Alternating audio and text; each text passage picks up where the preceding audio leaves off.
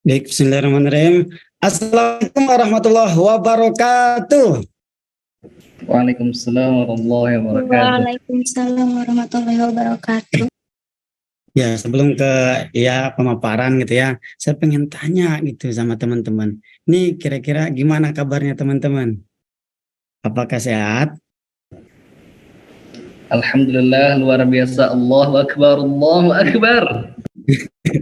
Masya Allah, jangan sampai kelabasan ya, takut kebablasan jadi adzan ini, ayo gini. Ya, jadi soalnya mengingat sekarang itu musim panas dan tes ini juga. Jadi kalau di daerah kalian kira-kira kekeringan enggak nih? Soalnya kalau di daerah saya sebagian ada yang kekeringan, bahkan ada yang dapat bantuan. Ya, sebelum kita doakan semoga yang kekeringan Allah Subhanahu wa taala memberikan jalan keluar dan mudah-mudahan hujan yang kita tunggu akan segera datang. Amin ya rabbal alamin. Tapi kalau saya lihat status Ayo gini udah hujan ini Ayo gini. Entah itu tahun kapan itu hujannya ya. Bismillahirrahmanirrahim. Alhamdulillahirabbil alamin ala kulli halin wa nikmatin. Wassalatu wassalamu ala asrafil anbiya'i wal mursalin sayyidina wa maulana Muhammadin sallallahu alaihi wasallam wa ala alihi washabi ajmain, amma ba'du. Hadratul Mukarram yang terhormat, kepada Pak Direktur yang tidak bisa saya sebutkan karena takdiman wa takriman atas kemuliaan dan ilmunya, yang terhormat pula manajemen, yang ketua, selanjutnya ada ketua pelaksana dan MC juga TSNI ya. Terima kasih telah memberikan waktu kepada saya untuk sharing bersama-sama dengan anak muda. Tiada kata yang seindah dan semoga dari saya para pejangga. Tiada senandung lagu yang lebih merdu melebihi teman gadis yang sedang diganggu penyakit rindu. Ada suara selembut sutra berkilau seindah permata menyulam ketika lara, kecuali marilah kita panjatkan puja dan puji syukur kita kehadirat Allah Subhanahu wa taala dengan bersama-sama mengucap alhamdulillah. Bersalawat kepada Rasulullah sallallahu alaihi wasallam, yakni bahwasanya beliau adalah Nabi Khatamul Anbiya wal Mursalin. Is the best man, leader of the leader. He take the dark situation to the clear situation. Ini Nabi besar Muhammad sallallahu alaihi wasallam dengan bersama-sama mengucap Allahumma sholli ala sayyidina Muhammad wa ala ali sayyidina Muhammad. Baiklah teman-teman, sebelum kita mulai, yang pertama kita luruskan niat lebih dahulu. Teman-teman di sini mengikuti talkshow ini karena apa gitu ya? Apakah karena pengen sertifikat? Apakah karena pengen relasi? Apakah pengen karena ilmu, dan apakah pengen dapat ridha Allah Ta'ala, sehingga kita menjadi generasi Firdaus. Masya Allah ya, kita akan bahas tentang generasi-generasi yang ada di Indonesia ini. Jadi bukan hanya sekedar ada generasi Firdaus saja. Jadi ketika teman-teman pengen tahu generasi apa saja yang ada di Indonesia, silakan kita simak bersama. Yang pertama. Yang kedua, kita siapkan gelas kosong. Udah teman-teman, siapkan gelas kosong ya. Nah, di sini udah belum ini gelas kosongnya nih? Wah udah tuh ini. Sudah disiapkan, Kang. Masya Allah, tes ini keren. Jadi di sini gelas kosong bukan maksud apa-apa gitu ya. Karena ada sebuah analogi seperti ini. Ada sebuah gelas yang mana ketika dia itu kondisinya kosong, kita masukkan air ke dalamnya, apakah akan tumpah? Tidak. Kalau kita mengisinya tidak luber gitu ya. Tidak. Berbeda ketika kondisinya si gelasnya itu udah ada airnya. Ketika kita menumpahkan atau mengisi air itu lagi, apakah luber? Luber. Kita masukkan ke dalam proses yang namanya mencari ilmu. Bahwasanya ketika teman-teman mencari ilmu, hati teman-teman, wah ini mah pematerinya udah biasa. Wah ini mah biasa aja pemaparan materinya. Nanti ilmu-ilmu yang disampaikan itu tidak ngena dan tidak masuk dalam hati sanubari. Tapi kalau sekiranya teman-teman menyiapkan hati yang lapang, pikiran yang tenang, niat yang lurus, insya Allah ilmu itu akan tersampaikan dan dapat dipahami bersama. Karena Ning Saila pernah berkata seperti ini, tidak ada orang atau bahasanya masuk telinga kanan, keluar kuping kiri gitu ya. Jadi al-ilmu al-mahfuz. Ilmu itu ada di lauh mahfuz. Jadi ketika teman-teman jangan aneh, apalagi seorang santri gitu ya, seperti saya gitu. Ini saya sering dikatakan oleh guru saya, ngaji mah terus aja. Jangan sampai engkau berpikir pinter. Karena pinter mah urusan Allah. Mau memintarkan orang hamba, ya kun payakun. Mau tidak, ya kun payakun juga. Itu hak Allah. Yang harus kita lakukan adalah ikhtiar. Jadi jangan aneh ketika santri atau pelajar dimanapun berada, ketika belajar mah tidak bisa apa-apa gitu ya. Tapi ketika keluar, wah luar biasa sekali. Poin yang harus kita garis bawahi adalah bagaimana kita berikhtiar untuk menuntut ilmu itu. Apakah adab kita sudah benar? Apakah niat kita sudah benar? Selanjutnya yang ketiga adalah persiapkan peralatan. Nah, diharapkan teman-teman yang pertama adalah alat tulis.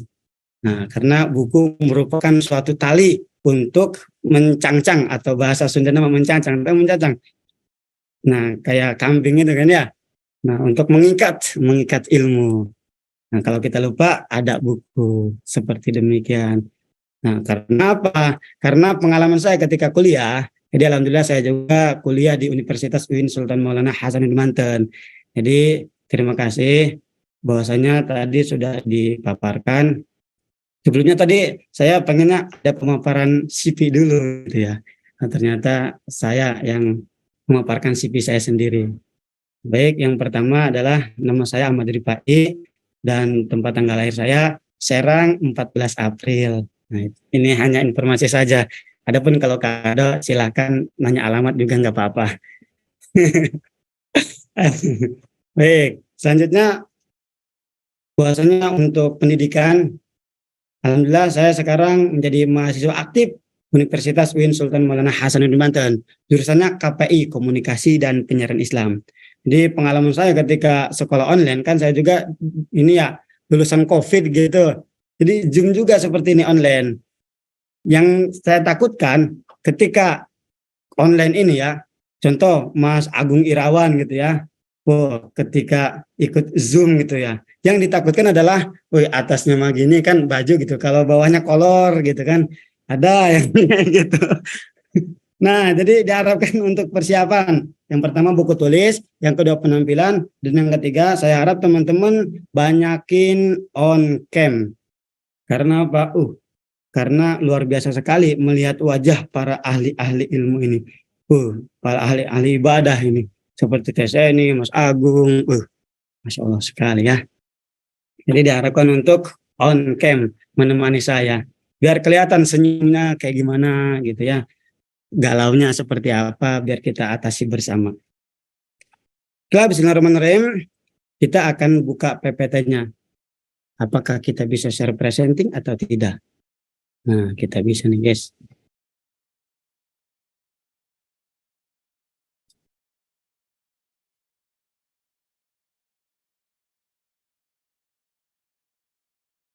Baik, apakah sudah muncul PPT saya?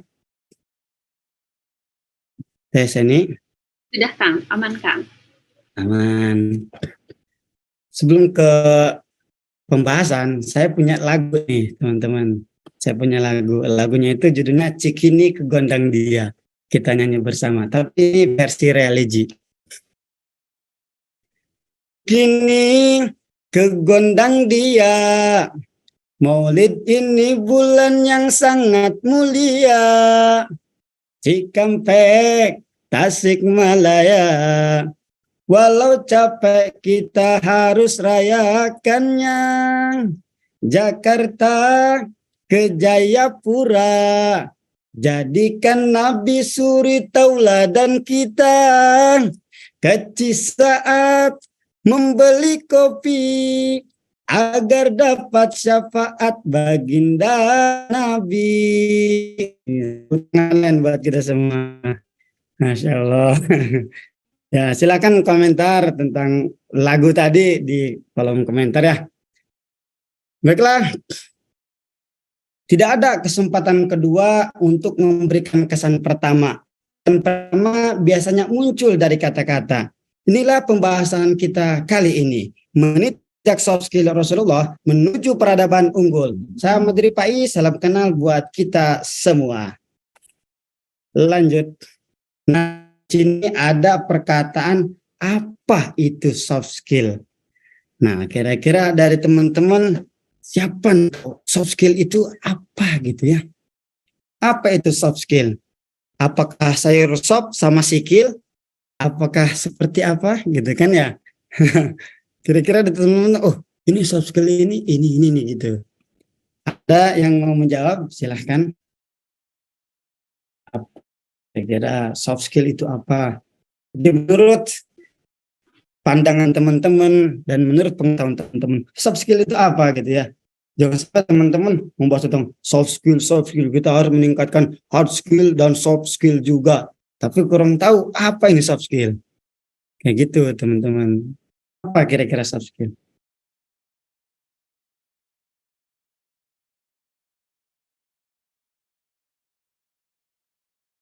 Soft skill.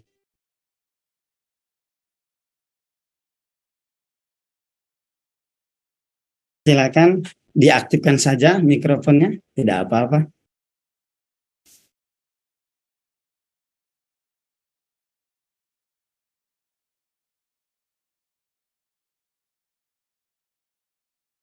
Saya hitung sampai 3. Oke, boleh ada yang mau jawab? Ayo, ini keberanian juga soft skill ya. Ada yang berani jawab apa itu soft skill? Ini dari Kang Yogi. Nah, ada nih Kang di kolom chat ternyata. Karakter yang kita punya katanya. Kompetensi, keahlian. Oh, Masya Allah, Masya Allah. Ada lagi ini, ada lagi. Kita lihat nih, ya kolom chat nih ya. Lihat. Masya Allah. Kompetensi kalian, karakter yang kita punya, ada kemampuan pada diri. Keren sekali teman-teman ya. Jadi teman-teman berarti menyimak tentang pemaparan ini. Jadi kita lihat apa itu soft skill ya.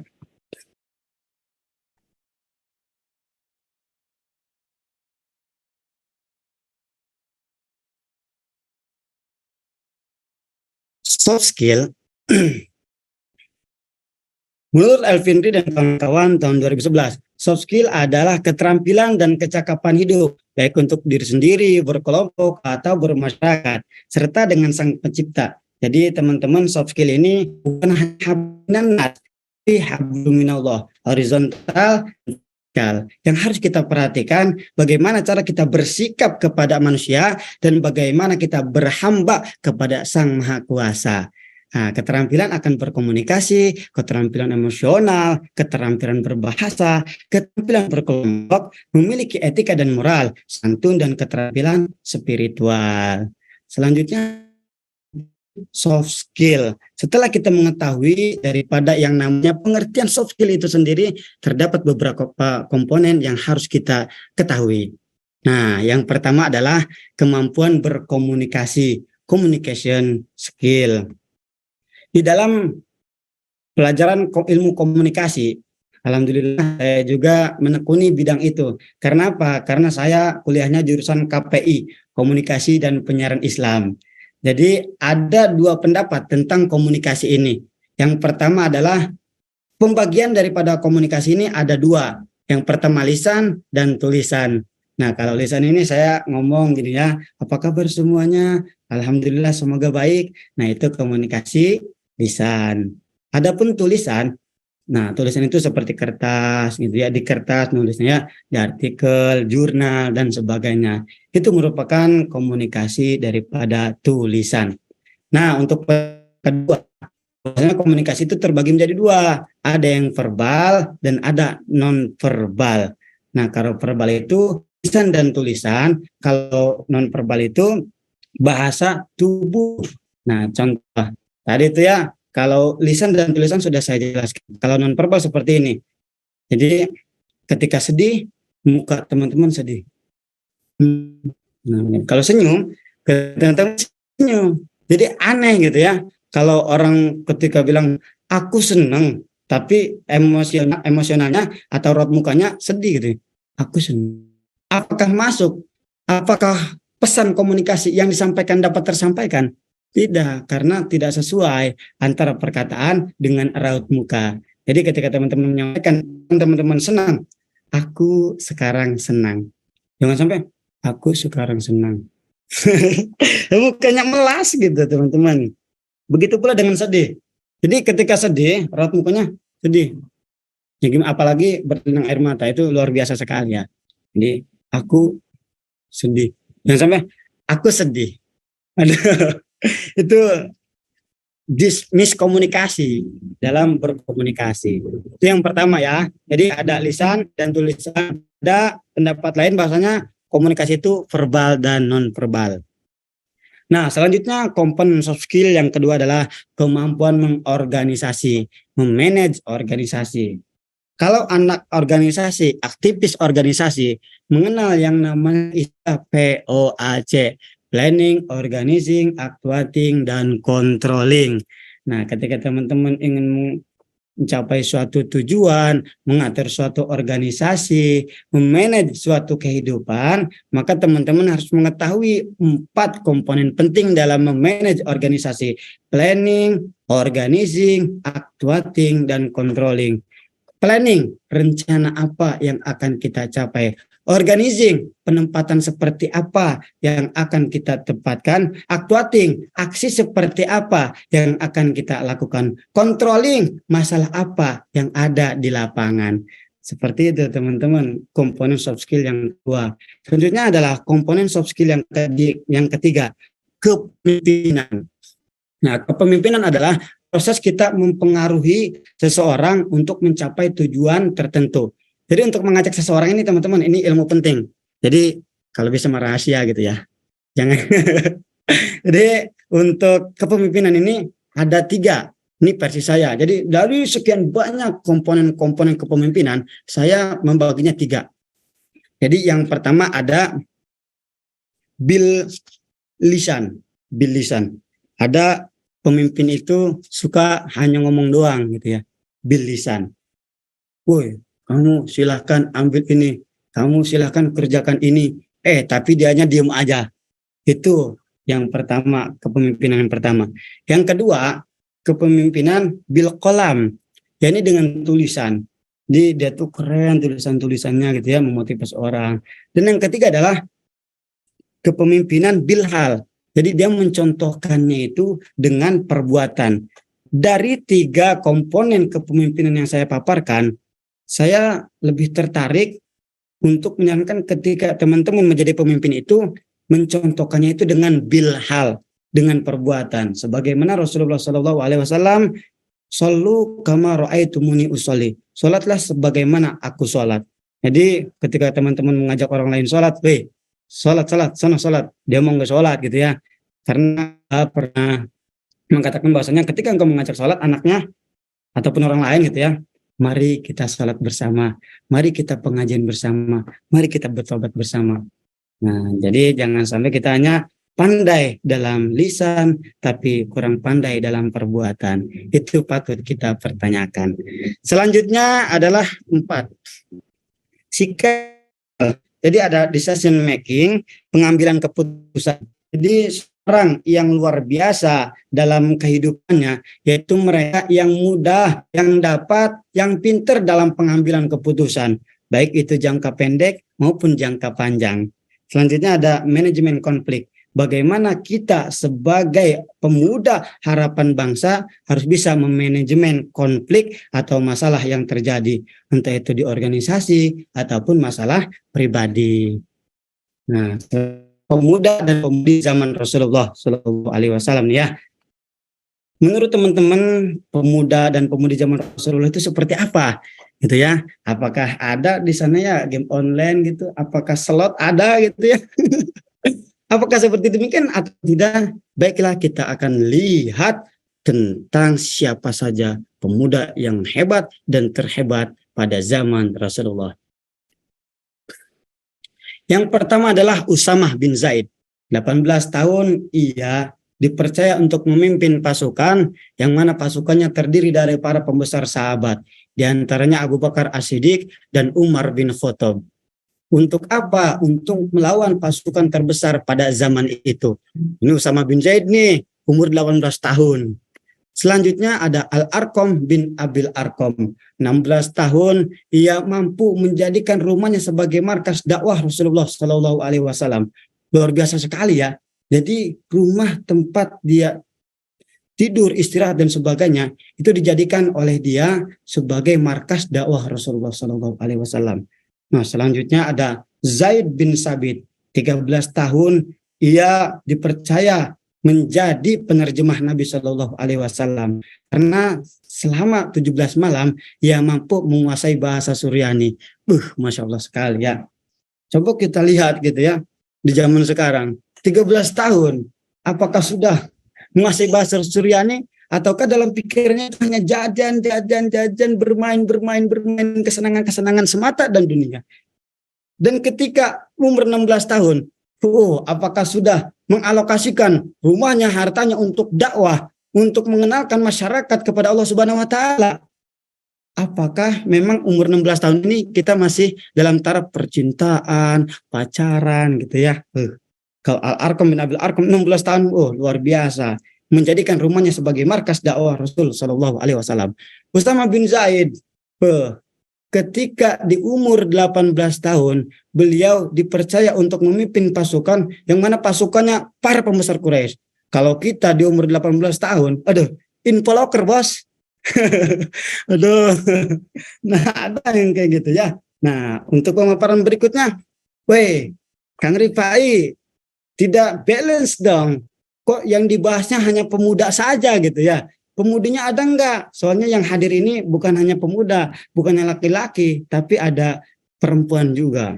Oke, sekarang kita bahas yang perempuan. Jadi ada suatu tokoh yang luar biasa pada zaman Rasul, yakni yang berjenis kelamin perempuan pastinya.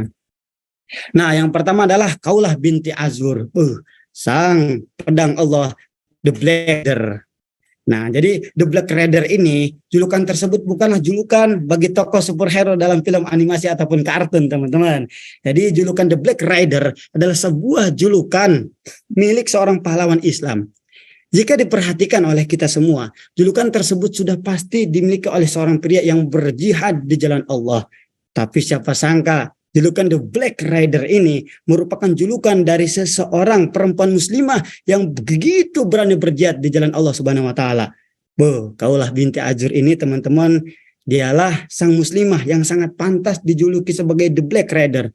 Kenapa kok bisa gitu ya dijuluki sebagai The Black Rider? Karena saat itu pasukan Khalid bin Walid tengah terdesak saat berperang melawan bangsa Romawi.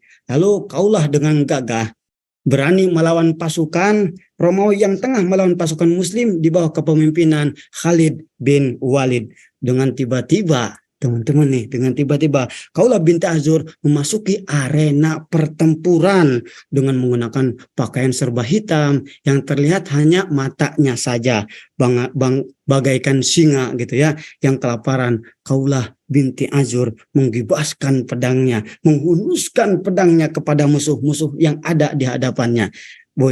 Panglima Khalid bin Walid beserta pasukannya kaget lah. Siapa ini? The Black Rider ini ya. Pasukan pun tercengang melihat kesatria berbaju hitam yang begitu tangkas muncul secara tiba-tiba. Mereka terheran-heran, siapakah gerangan? Sejatinya Khawlah binti Azur merupakan seorang petugas medis seperti kebanyakan muslimah lainnya. Jadi ketika zaman dulu itu ada bagian yang perang, ada yang bagian tugas medis, ada yang menyiapkan makanan, minuman, serta peralatan perang. Nah, Khawlah binti Azur ini, beliau merupakan salah satu pekerja daripada tenaga medis. Dikarenakan kakaknya ini ya, yang namanya Dirara bin Azur tertangkap oleh pasukan Romawi. Dia geram dong Khawlah binti Azur ini. Sehingga Khawlah binti Azur bertugas untuk berusaha berjuang ke medan perang demi menyelamatkan kakaknya. Lagi teman-teman, Khawlah binti Azur ini juga dijuluki sebagai pedang Allah. Jika julukan pedang Allah pada kaum laki-laki disematkan kepada Khalid bin Walid, kalau untuk kaum perempuan disematkan kepada Khawlah binti Azur. Luar biasa sekali. untuk Khawlah binti Azur ini ya, muslimah yang sangat muda sekali. Selanjutnya yang kelima, kisah inspiratif Nailah binti Al-Farisa. Kalau Nailah binti Al-Farisa ini memiliki sifat dan sikap berani dan setia. Jadi zaman terus berkembang, kesetiaan menjadi persahabatan bisnis maupun rumah tangga. Kesulitan menjadi alasan perpecahan, perceraian dan sebagainya. Nah, proses khitbah Utsman bin Affan radhiyallahu bilang sangat unik sekali. Ketika itu Utsman telah berusia 81 tahun dan menjabat sebagai Amirul Mukminin ketiga. Nah, Nailah selanjutnya dengan kecerdasannya dididik oleh Utsman bin Affan radhiyallahu. Nailah tumbuh menjadi istri yang taat dan penyayang kepada suaminya. Suatu hari pemberontakan menghantam Madinah. Ribuan orang yang memendam kedengkian kepada Utsman bin Affan radhiyallahu datang menuntut sang khalifah. Mereka datang dengan membawa pedang, menginginkan nyawa sahabat Rasulullah Sallallahu Alaihi Wasallam ini. Pasukan itu mengepung rumah daripada Utsman bin Affan radhiyallahu anhu. Tak lari, Nailah menghadapi serangan itu dan terus menemani Utsman yang membesarkan jiwa kekasihnya untuk melingkupi dengan kasih sayang. Tak tahan hanya sekedar mengepung dan menunggu orang laki-laki itu masuk ke dalam rumah daripada Utsman bin Affan. Dalam keadaan seperti itu, Nailah bahwasanya kedua laki-laki itu akhirnya berhasil masuk ke rumah dan sampai di hadapan Utsman dan istrinya. Seorang di antara mereka mengainkan pedangnya kepada Utsman bin Affan radhiyallahu anhu. Dengan keberaniannya, Nailah menahan tebasan pedang tersebut sehingga jari jemari Nailah binti tadi itu ya, Nailah langsung terputus, teman-teman. Bagi Nailah, keselamatan suaminya menjadi prioritas utama. Ia tidak peduli jika harus berkorban nyawa. Nailah adalah seorang yang luar biasa, yang merasakan sakit yang luar biasa di ujung-ujung jarinya yang terputus. Ia menjerit, memanggil pembantunya, laki-laki yang bernama Ar-Rabah. Laki satunya itu mengayunkan pedangnya ke arah Utsman bin Affan. Selanjutnya, singkat cerita, bahwasanya tindakan Nailah justru membuat dia bersikap lebih kejam. Dia mencabut jenggot Utsman. Mohon maaf, tersisa 5 menit lagi ya. 1 menit lagi. 5 menit lagi, Kak. Jadi Nusaibah binti Ka'ab. Tuh. Baik. Sekarang kita mensinkronkan daripada soft skill yang ada. Entah itu keberanian, kepemimpinan. Nah, jadi terdapat 4 poin yang tadi saya sampaikan. Nah, di sini kita membahas tentang pemuda dan pemudi zaman sekarang. Kita harus mensinkronisasikan pada zaman dahulu dengan zaman sekarang. Seperti apa zaman sekarang? Nah, kita harus tahu dulu nih teman-teman, generasi di Indonesia. Generasi ini dibagi berdasarkan tahun kelahirannya. Berdasarkan sensus penduduk 2020 per September 2020 terdapat 270,20 juta jiwa penduduk di Indonesia. Untuk tersebut bagi dalam 6 generasi. Nah, generasi pertama adalah pre-boomer. Generasi pre-boomer lahir sebelum tahun 1945. Jumlah generasi ini sebanyak 5,03 juta jiwa atau sekitar 1,87%. Nah, silakan teman-teman dibaca. Baby boomers. Generasi baby boomers ini lahir pada tahun 1946 sampai 1964. Ada generasi X. Generasi adalah generasi yang lahir pada tahun 1995 1980 dan menduduki peringkat ketiga dengan jumlah 58,65 juta jiwa. Nah, selanjutnya ada generasi Y sebanyak 58,65 juta jiwa penduduk yang lahir pada tahun 1981 sampai 1996.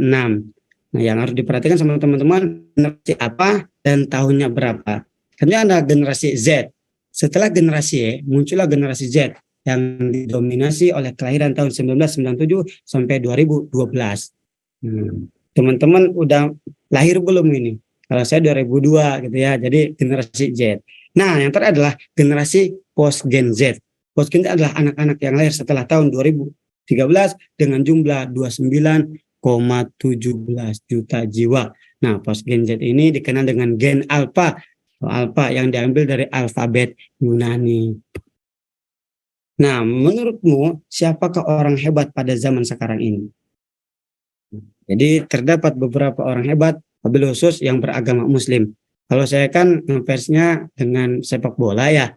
Jadi ada Muhammad Salah dan Mesut Ozil yang membela Muslim Uighur dan berdakwah, memiliki kualitas dan berkualitas juga dalam bidang sepak bola.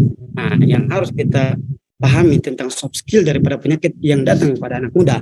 Yang pertama adalah overthinking tentang masa depan. Itu teman-teman, masa depan boleh kita rangkai, tapi jangan sampai kita overthinking dan berlebihan dalam memikirkan masa depan. Selanjutnya adalah stres, mudah terbawa arus.